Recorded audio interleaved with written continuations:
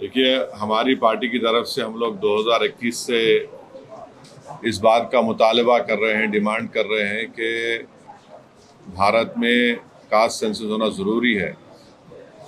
और लास्ट जो caste census हुआ था वो 1931 में हुआ था। तो ये बहुत ज़रूरी है कि कास्ट सेंसस हो, ताकि ये मालूम हो सके कि कौन सी कास्ट डेवलप हुई है, कौन सी कास्ट अंडर डेवलप है। और दूसरा ये है कि फॉरवर्ड कास्ट में कितने वो लोग डेवलप हुए, कितने उसमें डेवलप नहीं हुए हैं।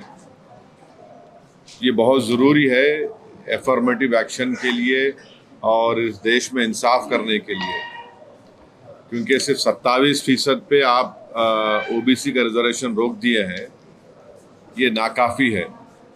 और कास्ट सेंसस ही इस चीज़ को साबित करेगा कि बैकवर्ड कास्ट इस देश में कितने पीछे हैं, कितना उनसे नाइंसाफ़ी हुई है। तो हम बीजेपी से डिमांड करते हैं कि आप बार बार ये बोलते कि आप क्या बोले, विकसित भारत बोलते, जनधन बोले, फिर आप 370 निकाल दिए, ये सब चीज़ें आप बातें करें, मगर कास्ट सेंसस के ऊपर हमेशा आप पीछे हटते थे।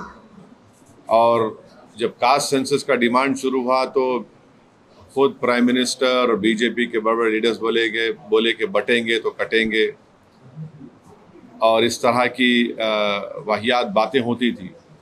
मगर कास्ट सेंसस करना ज़रूरी है। हम बीजेपी से जानना चाहेंगे कि आप क्या इसको शुरू कब करेंगे। देखिए, सेंसस शुरू होना है तो कास्ट सेंसस होगा, फिर ये कंप्लीट कब होगा, क्या 29 के पार्लियामेंट इलेक्शन से पहले ये रिपोर्ट आ जाएगी या नहीं आएगी। और साथ ही साथ ये है कि बीजेपी हमेशा बोलती पसमानदा मुसलमान। भाई, पसमानदा मुसलमान का क्या मौक़िफ़ है, क्या उनका स्टेटस है, कितना डिप्रेविटी उनमें है, और जो नॉन पसमानदा मुसलमान है उनका क्या पोजीशन है। और तेलंगाना की हुकूमत, जो रेवंत रेड्डी सीएम है, उन्होंने यहाँ पर कास्ट सेंसस किया, जिससे मालूम हुआ कि 56.32% तेलंगाना में बैकवर्ड कास्ट का पॉपुलेशन है।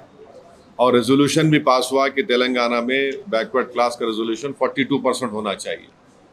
तो जाहिर है, जब कास्ट सेंसस होगा तो गवर्नमेंट किसी की भी हो, उनको 50% के थ्रेशोल्ड को ब्रेक करना पड़ेगा।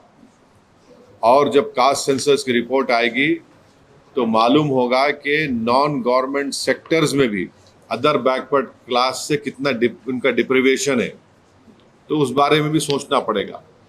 तो एफर्मेटिव एक्शन की बहुत ज़रूरी है। और ये जो नारा काशीराम ने दिया था कि जिसकी जितनी आबादी उतनी उसकी भागीदारी, ये इसको प्रैक्टिकली इम्प्लीमेंट करना है ज़रूरी है हमारे भारत देश में।